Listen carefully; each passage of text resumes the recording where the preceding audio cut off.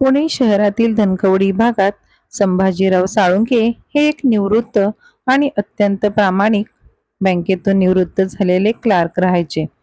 त्यांच्या आयुष्याची सर्व पुंजी लावून त्यांनी मुलांना मोठं केलं होतं. मोठा मुलगा आरुष हा IT इंजिनियर, तर धाकटा मुलगा मनीष याने सिव्हिल इंजिनिअरिंग पूर्ण करून तो एक प्रसिद्ध बांधकाम व्यावसायिक बनला होता. संभाजीरावांना आशू नावाची एक लाडकी लेकही होती. आशूने काही वर्षांपूर्वी घरच्यांच्या विरोधात जाऊन रितेश नावाच्या एका सामान्य गॅरेज मेकॅनिकशी प्रेमविवाह केला होता. संभाजीराव यांची बायको विमल हिने त्यांची साथ सोडून 2 वर्ष झाली होती. त्यानंतर ते घरात एकटे पडले होते. लग्नानंतर काही महिन्यांनी रक्षाबंधनाच्या दिवशी आशू आणि रितेश आरुष आणि मनीषला राखी बांधण्यासाठी आणि संभाजीरावांचे आशीर्वाद घेण्यासाठी घरी आले होते. पण आरुष आणि मनीष या दोन्ही भावांना एका मेकॅनिक दाजीची प्रचंड लाज वाटत होती. पूर्ण घर भरले असताना आरुषने रितेशचा अपमान केला. "अरे ये भिकारड्या, तुझी लायकी तरी आहे का एवढ्या महागड्या सोफ्यावर बसायची? माझ्या हातातल्या सोन्याच्या ब्रेसलेटची जी किंमत आहे ना, त्याची किंमत सुद्धा तुझ्या वर्षभराच्या पगारापेक्षा जास्त आहे. माझ्या बहिणीला गोड बोलून तिच्याशी लग्न करून तू तिला भिकारी बनवलंस." मनीषने तर रितेशची कॉलर पकडून घराबाहेर काढले. संभाजीराव डोळ्यात पाणी आणून बघत राहिले. पण पैशाच्या अहंकारात बुडालेल्या मुलांसमोर त्यांचे काहीही चालले नाही. आशू आणि रितेश अपमानाने कायमचे ते घर सोडून गेले. आशूचा तर संभाजीरावांना फोन येणे सुद्धा बंद झाले. मुलं त्यांच्या कामात आणि संसारात व्यस्त असत, त्यामुळे संभाजीराव एकटे पडले होते. या घटनेला जवळपास 10 वर्ष उलटून गेली. संभाजीरावांची तब्येत बिघडत चालली होती. एके दिवशी सकाळी त्यांना अचानक हृदयविकाराचा झटका आला. त्यांना तातडीने पुण्यातील सर्वात महागड्या मल्टीस्पेशालिस्ट हॉस्पिटलमध्ये दाखल करण्यात आले. डॉक्टरांनी दोघांना बोलावून सांगितलं की पेशंटची अवस्था खूप गंभीर आहे, तातडीने ऑपरेशन करावं लागेल. हॉस्पिटलचे बिल आणि ऑपरेशनचा खर्च मिळून 20 लाख रुपये लागतील. आजच संध्याकाळपर्यंत पैसे भरा. आरुष आणि मनीष दोघेही श्रीमंत होते.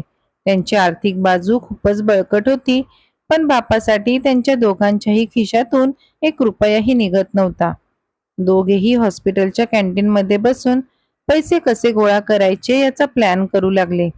मनीष म्हणाला, "माझा बिझनेसचा पैसा अडकलाय, मी 20 लाख कुठून देऊ?" त्यावर आरुष म्हणाला, "मी तर नोकरी करतो, माझ्याकडे तरी कुठे इतका पैसा असणार?" त्यावर मनीषने एक भयानक शक्कल लढवली. "एक काम करू, बाबांच्या नावावर गावी कोल्हापूरला 2 एकरांचा प्लॉट आहे, तोही एकदम रोडला लागूनच आहे. त्याची किंमत पण चांगली येईल. तसं पाहायला गेलं तर बाबांचं पण वय झालंय, कधी ते या जगातून जातील माहीत नाही. त्यांच्यानंतर तर ती जमीन आपल्यालाच मिळणार आहे. त्यापेक्षा आपण आत्ताच ती जमीन विकून बाबांच्या हॉस्पिटलचा खर्च करू आणि उरलेले पैसे आपण दोघं समान वाटून घेऊ. तसंही बाबा आता शुद्धीत नाहीत, आपण त्यांच्या हाताचा अंगठा स्टॅम्प पेपरवर सही म्हणून घेऊ, म्हणजे त्यांना काही कळणार नाही." आरुष म्हणाला, "अरे पण मनीष, एका दिवसात कसं जमीन विकून पैसे मिळतील?" तेव्हा मनीष हसला आणि म्हणाला, "तू नको काळजी करू, मी आहे ना." मनीष जेव्हा बांधकाम व्यवसायात शिरला, त्याला अजून पैशांची गरज होती. तेव्हा त्याने संभाजीरावांना ती कोल्हापूरची जमीन विकून पैसे मागितले होते. त्याने ती डील 70 लाख रुपयांना ठरवली होती, पण संभाजीरावांनी त्याला विरोध केला होता. ते जमीन विकण्यासाठी तयार नव्हते. संभाजीराव म्हणाले की "मी माझ्या आयुष्यातील सगळी पुंजी तुमच्या शिक्षणात खर्च केली आहे. तुम्हाला स्वतःच्या पायावर उभं केलं, तेव्हा ती प्रॉपर्टी मी तुमच्यासाठी विकणार नाही." त्यामागे संभाजीरावांचा काहीतरी प्लॅन होता. त्यांनी याची खबर कोणालाच लागू दिली नव्हती. मरणासन्न अवस्थेत असलेल्या बापाचा जीव वाचवण्यापेक्षा पोरांना बापाच्या प्रॉपर्टीची जास्त काळजी होती. मनीषने बिलिंग काउंटरवर जाऊन सांगितलं, "तुम्ही प्रोसेस चालू करा, आम्ही रात्रीपर्यंत पैसे जमा करतो." कॅशियरने कम्प्युटरमध्ये बघितले आणि तो हसून म्हणाला, "साळुंखे साहेबांचे 20 लाखांचे पूर्ण बिल आधीच क्लिअर झालं आहे. एका व्यक्तीने अर्ध्या तासापूर्वीच पूर्ण पेमेंट कॅशमध्ये भरले आहे आणि डॉक्टरांनी ऑपरेशन सुरू पण केलं आहे." आरुष आणि मनीष एकमेकांकडे आश्चर्याने बघू लागले. असा कोणता देव माणूस होता ज्याने त्यांच्या बापाचे 20 लाख रुपये एका झटक्यात भरले? कोण आहे तो माणूस? कुठे तो? आरुषने विचारले. कॅशियरने बोट दाखवले. तो बघा, जे डॉक्टर साहेबांच्या केबिन बाहेर उभे आहेत ना, त्यांनीच हे बिल भरलं आहे. आरुष आणि मनीष धावत त्या व्यक्तीजवळ गेले. तो माणूस पाठमोरा उभा होता. त्यांनी आवाज दिला, एक्सक्यूज मी सर, तुम्ही आमच्या बाबांचे बिल का भरलेत? आरुषने अत्यंत नम्रपणे विचारले. त्या व्यक्तीने हळूहळू मागे वळून बघितले. त्यांना पाहून आरुष आणि मनीषच्या पायाखालची जमीनच सरकली. दोघांचेही डोळे पांढरे पडले होते. त्यांच्यावर अक्षरशः भोवळ यायची वेळ आली होती. तो दुसरा तिसरा कोणी नसून 10 वर्षापूर्वी ज्याला त्यांनी कॉलर पकडून भिकारी म्हणून हकलले होते, तोच त्यांच्या सख्या बहिणीचा नवरा रितेश होता. र र रितेश, तू? आणि तुझ्याकडे एवढे पैसे? मनीषच्या घशाला कोरड पडली. रितेश अत्यंत रुबाबात हसला आणि म्हणाला, काय मेहुणे साहेब, ओळखलत का या भिकाऱ्याला? ज्या गॅरेजमध्ये मी काम करायचो, आज संपूर्ण महाराष्ट्रात माझ्या त्या रितेश ऑटोमोबाईल्सच्या 10 मोठ्या शाखा आहेत. माझा वर्षाला 20 कोटींचा टर्नओव्हर आहे. आरुष आणि मनीषची मान शरमेने खाली झुकली. पण त्यांच्या डोक्यात अजूनही बापाच्या जमिनीचा विचार होता. ठीक आहे रितेश, तू बिल भरलंस त्याबद्दल थँक्स. अहो मेहुणे, थांबा, घाई कसली? मी तुम्हा दोघांचं कॅन्टीन मधील बोलणं ऐकलं. तुम्ही इतके निर्लज्ज आहात की तुमच्याकडे बापाच्या औषधासाठी पैसे नाहीत. तुम्ही तर फार मोठे करोडपती म्हणून समाजात वावरता.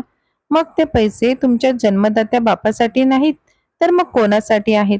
मनीष म्हणाला, हे बघ रितेश, ती प्रॉपर्टी आमची आहे. तू जावई आहेस, त्यामुळे तू आमच्या प्रॉपर्टीत दखल देऊ नकोस.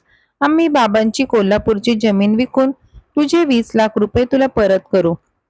हे ऐकताच रितेश अत्यंत कडक आवाजात म्हणाला, अरे निर्लज्जांनो, जो बाप मृत्यूशी झुंज देतोय त्याचा अंगठा घ्यायला तुम्ही स्टॅम्प पेपर घेऊन आलात.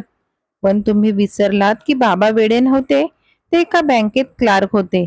म्हणजे ते नक्कीच हुशार असतील. पैसा कुठे आणि कसा ठेवायचा याची अक्कल त्यांना आपल्यापेक्षा नक्कीच जास्त असणार. जेव्हा 10 वर्षापूर्वी तुम्ही मला घराबाहेर काढलं, तेव्हा बाबांनी गुपचूप मला बोलावून ती कोल्हापूरची जमीन माझ्या नवीन बिझनेससाठी तारण ठेवायला दिली होती. आणि 5 वर्षापूर्वीच बाबांनी ती जमीन कायदेशीररित्या आशूच्या नावावर केली. बाबा म्हणाले होते, जी काही जमापुंजी होती ती सगळी मुलांना देऊन टाकली. पोरीचं लग्नही नीट करता आलं नाही की तिला काही देता आलं नाही, म्हणूनच त्यांनी ती जमीन आशूच्या नावावर केली. बाबांनी मला माझा बिझनेस उभा करायला मदत केली, त्यामुळे आज मी फक्त त्यांचे उपकार फेडत आहे. आणि तुम्ही फक्त संपत्तीचे भुकेले आहात. हे सत्य ऐकताच आरुष आणि मनीषला तिथे चक्कर यायची वेळ आली. बापाची सगळी प्रॉपर्टी बहिणीच्या नावावर झाली होती आणि त्यांना 1 रुपयाही मिळणार नव्हता. सर्जरी यशस्वी झाली. संभाजीराव शुद्धीवर आले. त्यांनी आपल्या दोन्ही स्वार्थी मुलांना हॉस्पिटलच्या रूममधून कायमचे हाकलून दिले आणि डिस्चार्ज मिळाल्यानंतर ते सन्मानाने आपला जावई रितेश आणि लेक अशू यांच्या आलिशान बंगल्यात राहायला गेले. पैशांचा माज दाखवून गरिबाचा अपमान करणाऱ्या पोरांना वेळेने आणि कर्माने दिलेली ही आयुष्यातील सर्वात भयानक आणि अद्दल घडवणारी चपराक होती. मित्र आणि मैत्रिणींनो, या गोष्टीतून आपल्याला असा बोध मिळतो की माणसाने कधीही एकमेकांना कपडे आणि त्याच्या परिस्थितीवरून त्याची किंमत करू नये. कारण वेळ आणि काळ कधीही एकसारखा नसतो आणि कोणासाठी थांबतही नाही. आपल्याच माणसांशी कधीही स्वार्थी भावनेने वागू नका. मित्र आणि मैत्रिणींनो, आपल्याला ही कथा कशी वाटली ते आम्हाला कमेंट बॉक्समध्ये कमेंट करून नक्की सांगा. कथा आवडल्यास कथेला लाईक, शेअर आणि चॅनलला सबस्क्राईब करायला विसरू नका. पुन्हा भेटू अशाच नवनव्या कथांसोबत. धन्यवाद.